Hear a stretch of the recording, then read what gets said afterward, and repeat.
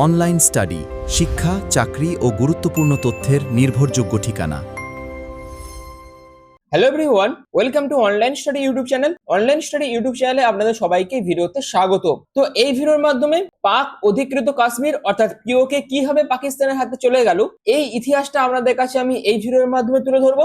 অর্থাৎ কাশ্মীর একটি ভূখণ্ড যার জন্য ভারত ও পাকিস্তানের মধ্যে বিরোধ চলছে প্রায় 8 দশক ধরে। কিন্তু এখানে একটি গুরুত্বপূর্ণ প্রশ্ন হলো, আজ যাকে পাকিস্তান অধিকৃত কাশ্মীর বলা হয় সেই অঞ্চল কিভাবে পাকিস্তানের নিয়ন্ত্রণে এলো? এটি কি সরাসরি পাকিস্তানের দখল ছিল, নাকি 1947 সালের যুদ্ধ, স্থানীয় বিদ্রোহ, মহারাজা হরি সিং এর এক্সেশন এবং পরবর্তী আন্তর্জাতিক কূটনীতির ফল? এই ভিডিওতে আমরা এই সম্পূর্ণ ঘটনাগুলি বিস্তারিতভাবে আলোচনা করব এবং একই সঙ্গে ভারত ও পাকিস্তানের বক্তব্য এবং জাতিসংঘের ভূমিকা, এই তিনটি বিষয় কিন্তু আলাদাভাবেও এই ভিডিওর মাধ্যমে আলোচনা করব। তো সম্পূর্ণ বিষয়টা কিন্তু আপনারা এই ভিডিওটি দেখার পর বুঝতে পারবেন। আশা রাখবো ভিডিওটি আপনাদের কাছে ইনফরমেটিভ মনে হবে। যদি এই রকমের বিভিন্ন ধরনের ইনফরমেটিভ ভিডিওর আপডেট পেতে চান সেক্ষেত্রে অবশ্যই অনলাইন স্টাডিজ ইউটিউব চ্যানেলটিকে সাবস্ক্রাইব করে পাশে থাকা বেল আইকনটি অল করে রেখে দেবেন, যাতে যে কোনো ধরনের ভিডিওর আপডেট আপনারা সবার আগে পেয়ে যেতে পারেন তার জন্য। তো এই ভিডিওর শুরুটা করতে হবে 1947 সালের আগে থেকে, যেখানে ব্রিটিশ ভারতের শেষ সময়ে জম্মু এন্ড কাশ্মীর ছিল একটি প্রিন্সলি স্টেট বা দেশীয় রাজ্য। এর শাসক কে ছিলেন? না, এর শাসক ছিলেন মহারাজ হরি সিং।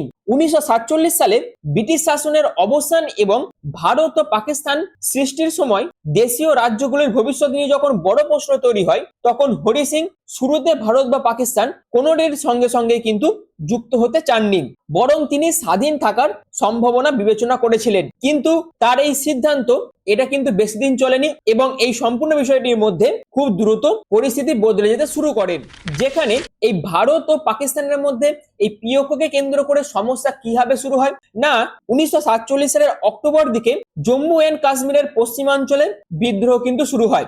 একই সময় পাকিস্তানের দিক থেকে পশতুন উপজাতীয় যোদ্ধারা কাশ্মীরে প্রবেশ করে, আর এই ঘটনাকে ভারতীয় বর্ণনায় পাকিস্তান সমর্থিত ট্রাইবাল ইনভেনশন হিসেবে কিন্তু তুলে ধরা হয় এবং এর পরিপ্রেক্ষিতেই অন্যদিকে পাকিস্তানের ঐতিহাসিক অবস্থানে এটিকে কাশ্মীরের জনগণের বিদ্রোহ ও তাদের সমর্থনের প্রেক্ষাপট ব্যাখ্যা করা হয়েছে। তো যাই হোক, একটি বিষয় এখান থেকে পরিষ্কার হয়ে যাচ্ছে যে কাশ্মীরের পরিস্থিতি দ্রুত একটি বড় সশস্ত্র সংঘাতে কিন্তু এই সময় পরিণত হয় এবং উপজাতীয় ও অন্যান্য পাকিস্তান সমর্থিত বাহিনী কাশ্মীরের কিছু অংশ দিয়ে এগিয়ে যেতে থাকে এবং মহারাজা হরি সিং এইরকম পরিস্থিতিতে কিন্তু ভারতের কাছে সাহায্য চান। এবার আসেন, হরি সিং কেন হঠাৎ করেই ভারতের সাহায্য চাইলেন, অর্থাৎ ইনস্ট্রুমেন্টেশন অফ অ্যাক্সেশনে কেন ভারতীয় সেনা এর মধ্যে প্রবেশ করলো। এখানে আসেন কাশ্মীর ডিসপিউটে সবচেয়ে গুরুত্বপূর্ণ এবং বিতর্কিত মুহূর্তগুলোর একটি, যেখানে ভারতের অবস্থান কি ছিল না, কাশ্মীরকে সামরিক সাহায্য দেওয়ার আগে মহারাজকে ভারতের সঙ্গে আনুষ্ঠানিকভাবে যুক্ত হতে হবে, এটি ছিল প্রথম দিকে ভারতের অবস্থান। যেখানে সম্পূর্ণ বিষয়টা বা সম্পূর্ণ পরিস্থিতিটা যখন পাল্টাতে শুরু করে, তখন মহারাজা হরি সিং ভারতের কাছে কিন্তু সামরিক সাহায্য চান। ভারত কিন্তু প্রথমেই এই সম্পূর্ণ বিষয়টার মধ্যে হস্তক্ষেপ করেনি। যেখানে ভারতের প্রথম দিকে অবস্থান ছিল কাশ্মীরকে সামরিক সাহায্য দেওয়ার আগে তাকে ভারতের সঙ্গে ইনস্ট্রুমেন্টেশন অফ অ্যাক্সেশনের মাধ্যমে কাশ্মীরের যে রাজা রয়েছে সেই মহারাজা হরি সিংকে যুক্ত হতে হবে এবং এই সময়ে হরি সিং 1947 সালের অক্টোবরের শেষ দিকে ভারতের সাথে অ্যাক্সেশন সাইন করেন এবং এরপরই ভারতীয় সেনাবাহিনী কাশ্মীরে প্রবেশ করে এবং তার জন্যই ভারত এই অ্যাক্সেশনকে কাশ্মীরে ভারতীয় সামরিক উপস্থিতির আইনি ভিত্তি হিসেবে কিন্তু উপস্থাপন করে পরবর্তীকালে জাতিসংঘের মধ্যে। তো এরপর যখন ভারতীয় সেনাবাহিনী কাশ্মীরে প্রবেশ করে, ঠিক তখনই দুই দেশের বর্ণনা সম্পূর্ণভাবে আলাদা হয়ে যায়। যেখানে পাকিস্তানের বক্তব্য কি না, কাশ্মীর যেহেতু মুসলিম সংখ্যাগরিষ্ঠ হওয়ায় পাকিস্তানের সঙ্গে যুক্ত হওয়াটাই স্বাভাবিক ছিল এবং অ্যাক্সেশনটা জনগণের ইচ্ছার বিরুদ্ধে হয়েছিল, এরকম বক্তব্য কিন্তু পাকিস্তানের তরফ থেকে উঠে আসে। এবার অন্যদিকে ভারত বলে অ্যাক্সেশন যেহেতু বৈধ ছিল এবং পাকিস্তান সমর্থিত বাহিনী কাশ্মীরে প্রবেশ করেছিল, এই দুটো ভিন্ন বক্তব্য কিন্তু এই পরিস্থিতিতে উঠে আসে এবং এর পরবর্তীতেই শুরু হয় প্রথম ভারত ও পাকিস্তানের যুদ্ধ, যেখানে ভারতীয় বাহিনী কাশ্মীরের বিভিন্ন গুরুত্বপূর্ণ অঞ্চল ধরে রাখে, অন্যদিকে পাকিস্তান সমর্থিত বাহিনী পশ্চিম ও উত্তরাঞ্চলের উল্লেখযোগ্য বেশ কিছু এলাকা নিয়ন্ত্রণে নিয়ে নেয়। ফলে পুরো জম্মু ও কাশ্মীর আর একটি প্রশাসনের অধীনে থাকে না, ফলে বাস্তবে ভূখণ্ডটি দুই পক্ষের নিয়ন্ত্রণে বিভক্ত হয়ে যায় এবং এটাই পরবর্তীতে পাকিস্তান অধিকৃত কাশ্মীর এবং ভারতের দিকে জম্মু অ্যান্ড কাশ্মীরের ভিত্তি তৈরি করে। এখানে গুরুত্বপূর্ণ বেশ কিছু বিষয় মনে রাখতে হবে আপনাদের, সেটা হচ্ছে পাকিস্তান পুরো কাশ্মীর দখল করেনি, আবার ভারতও কিন্তু পুরো সাবেক যে প্রিন্সিপাল স্টেট ছিল জম্মু অ্যান্ড কাশ্মীর তার নিয়ন্ত্রণও কিন্তু ধরে রাখতে পারেনি। এবং পরবর্তীকালে যখন যুদ্ধ শেষ হয়ে যায়, সেই যুদ্ধের শেষে দুই পক্ষই ভূখণ্ডের একটি অংশ নিজেদের নিয়ন্ত্রণে রাখতে কিন্তু শুরু করে। এবং এই যুদ্ধ পরিস্থিতিতেই 1948 সালের জানুয়ারিতে ভারত কাশ্মীর ইস্যুকে জাতিসংঘের নিরাপত্তা পরিষদে নিয়ে যায় এবং জাতিসংঘ পরিস্থিতি নিয়ন্ত্রণের চেষ্টা শুরু করে এবং UN commission for India and Pakistan অর্থাৎ ইউএনসিআইপি গঠন করা হয়।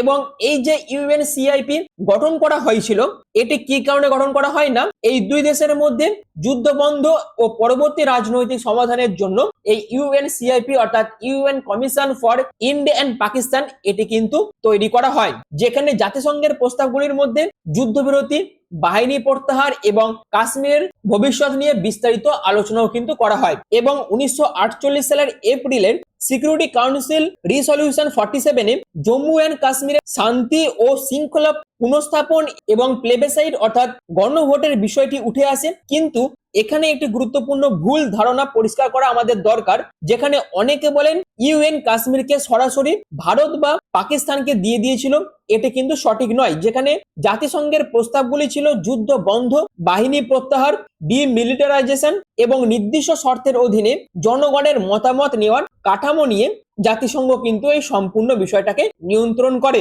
কিন্তু জাতিসংঘের এই যে প্রক্রিয়া, এই প্রক্রিয়া কিন্তু বাস্তবে সম্পূর্ণ হয়নি, ফলে প্লেবিসাইড অর্থাৎ গণভোটও কিন্তু অনুষ্ঠিত হয়নি এই কাশ্মীর ইস্যুকে কেন্দ্র করে।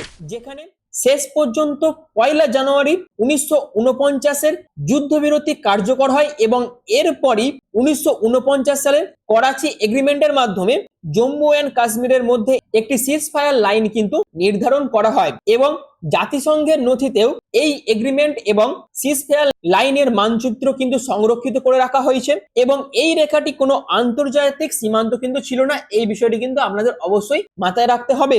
এটি ছিল মূলত যুদ্ধের পর দুই পক্ষের সামরিক নিয়ন্ত্রণকে আলাদা করার একটি সিজফায়ার লাইন শুধুমাত্র। এটাই পরবর্তীতে পরিবর্তিত হয়ে লাইন অফ কন্ট্রোল বা এলওসির ভিত্তি তৈরি করে। তো এটাই ছিল 1949 সালের যুদ্ধবিরতি অর্থাৎ পিওকের বর্তমান অবস্থার মূল ভিত্তি।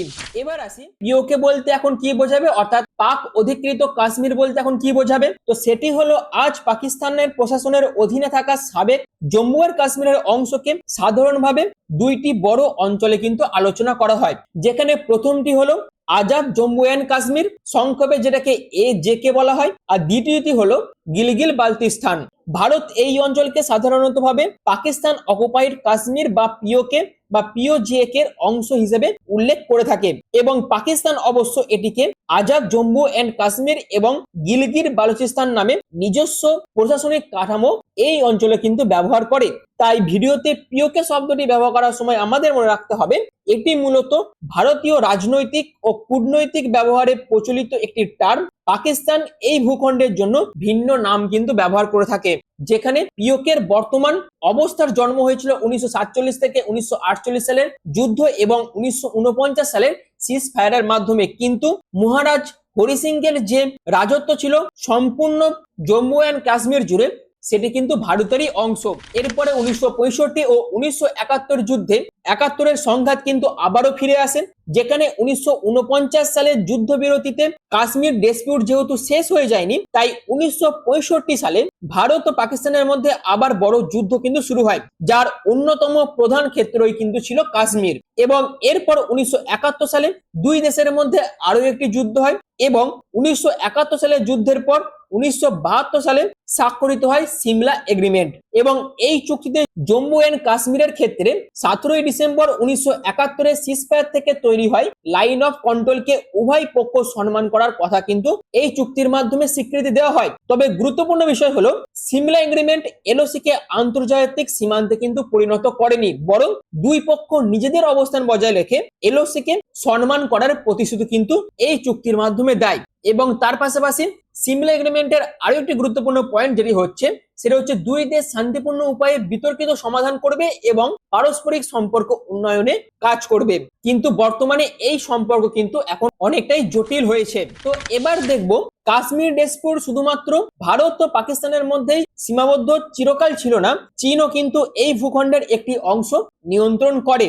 বিশেষ করে এই যে আকসাই চীন অঞ্চলটি রয়েছে যেটা কিন্তু বর্তমানে চীনের প্রশাসনের অধীনে রয়েছে। ফলে ঐতিহাসিক জম্মু এন্ড কাশ্মীরের ভূখণ্ড আজ বাস্তবে একাধিক দেশের প্রশাসনিক নিয়ন্ত্রণে বিভক্ত। তাই কাশ্মীর ডিসপিউট বোঝার সময় ইন্ডিয়া পাকিস্তান রাইভেলি দেখলে পুরো ছবিটা দেখা হয় না।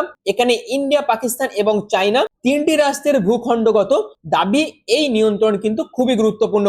যেখানে 1962 সালে ভারত চীন যুদ্ধের পর চীন কিন্তু এই আকসাই চীন অঞ্চলের নিয়ন্ত্রণ ধরে রাখে এবং 1963 সালে পাকিস্তান নিয়ন্ত্রিত কাশ্মীরের উত্তর অঞ্চলের একটি অংশ নিয়ে চীনের সঙ্গে পাকিস্তানের সাথে কিন্তু সীমান্ত চুক্তি স্বাক্ষরিত হয়। এর ফলে সমগ্র জম্মু এন্ড কাশ্মীরের ভূখণ্ড কার্যত এখন তিনটি দেশের নিয়ন্ত্রণে, যেখানে জম্মু এন্ড কাশ্মীর এবং লাদাখের অংশ ভারত সরকার নিয়ন্ত্রণ করে। অন্যদিকে আজাদ জম্মু এন্ড কাশ্মীর এবং গিলগিট বালতিস্তান পাকিস্তান নিয়ন্ত্রণ করে। অন্যদিকে আকসাই চীন ও তার সংশ্লিষ্ট সীমান্ত অঞ্চল কিন্তু চায়না নিয়ন্ত্রণ করে।